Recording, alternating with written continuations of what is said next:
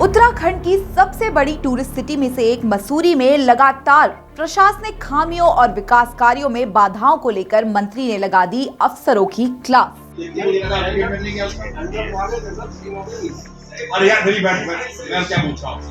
मसूरी का जिम्मा संभालने वाले विभागों के अफसर दलील पर दलील देते रहे, मंत्री जी सुनते रहे और फटकार लगाते रहे। कोई भी टेंडर पड़ता है, चाहे इन्होंने डाला नहीं डाला, जब पहली बार आप टेंडर डालते हैं।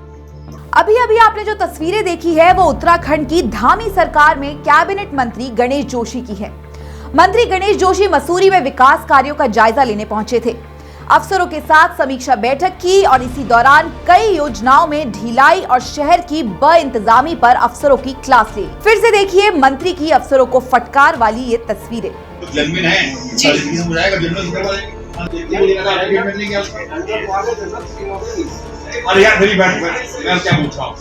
कैबिनेट मंत्री गणेश जोशी सबसे ज्यादा नाराज हुए 144 करोड़ रुपए की लागत से बनने वाली मसूरी यमुना पेयजल योजना को लेकर, जो तय समय से देरी से चल रही है। योजना को लेकर मंत्री गणेश जोशी ने पहले जल निगम के अधिकारियों से अपडेट लिया, फिर योजना में देरी को लेकर कड़ा रुख अपनाया।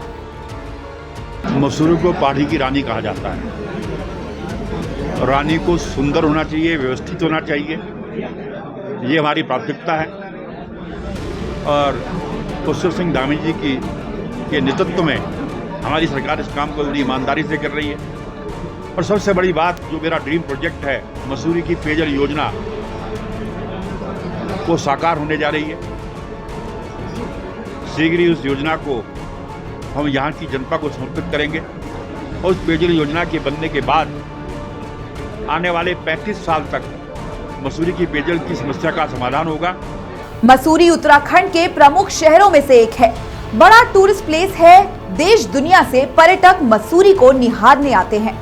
बावजूद इसके मसूरी में बढ़ता अवैध निर्माण चिंता का विषय बना हुआ है। इस मुद्दे को लेकर भी मंत्री गणेश जोशी ने संबंधित विभागों के अफसरों को कड़ी हिदायत दी है। मैं आभार व्यक्त करना चाहता हूँ राज्यसभा के सांसद अनिल बलूनी जी का। जब अनिल बलूनी जी यहाँ पर आए, मैंने उनसे निवेदन किया और उनके माध्यम से 144 करोड़ की पेयजल योजना स्वीकृत हुई है, जो धरातल पर आने वाली है। मैं इसके लिए उनका भी आभार करता हूँ और शीघ्र ही माननीय मुख्यमंत्री जी के द्वारा, बलूनी जी के द्वारा इस योजना का लोकार्पण किया जाएगा। बाकी यहाँ के स्थानीय ट्रैफिक से लेकर, टॉयलेट से लेकर, इलेक्ट्रिसिटी से लेकर जो बिंदु यहाँ पर आए, विभाग को हमने निश्चित किया है कि समय सीमा के अंदर ये काम करें। टूरिस्टों के लिए टॉयलेट की व्यवस्था होनी चाहिए। जो स्कूटी अव्यवस्थित सड़कों पर पार्किंग हो रही है, जिससे यहाँ पे ट्रैफिक दिक्कत हो रहा है, उनको हटाया जाए। सख्ती से हमने कहा कि यार थोड़े हमें सख्ती करनी पड़ेगी, लेकिन उसके परिणाम अच्छे होंगे। मंत्री और अफसरों के बीच हुई समीक्षा बैठक में मसूरी को जाम से निजात दिलाने की समस्या पर भी बात हुई। मंत्री गणेश जोशी ने जानकारी दी कि मसूरी में टनल का निर्माण कराया जा रहा था, लेकिन उसमें लगातार डिटेल प्रोजेक्ट रिपोर्ट में बार बार संशोधन किए जाने को लेकर देरी हो रही है।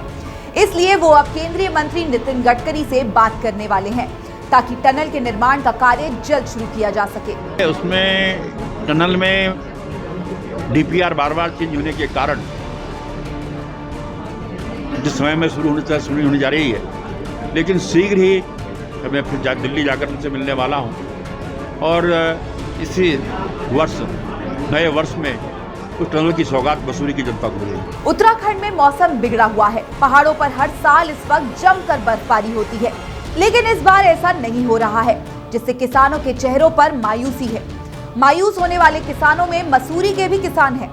धामी सरकार को इन किसानों की भी चिंता है। सबसे पहले तो हम प्रभु से प्रार्थना कर रहे हैं कि किसी तरह बारिश हो, क्योंकि इस बार सीजन में अभी तक बारिश नहीं हुई है। और जैसा कि मेरा अपना मानना है, मकर संक्रांति में बारिश होती है, क्योंकि बारिश न होने के कारण, बर्फबारी होने के कारण हमारी फसलों को बहुत नुकसान हो रहा है। उसका हम आकलन कर रहे हैं। पहले तो मुझे भरोसा है कि प्रभु हमारी बात तो सुनेगा, भरोसा होगी, हमें इससे निजात मिलेगी। नहीं तो ऐसे संकट के समय में सरकार किसानों के साथ खड़ी है, जो उनकी हर संभव मदद होगी सरकार करेगी। श्रेष्ठ उत्तराखंड पर खबरों से जुड़े रहने के लिए चैनल को सब्सक्राइब करें, बेल आइकन दबाएं और देखते रहें श्रेष्ठ उत्तराखंड।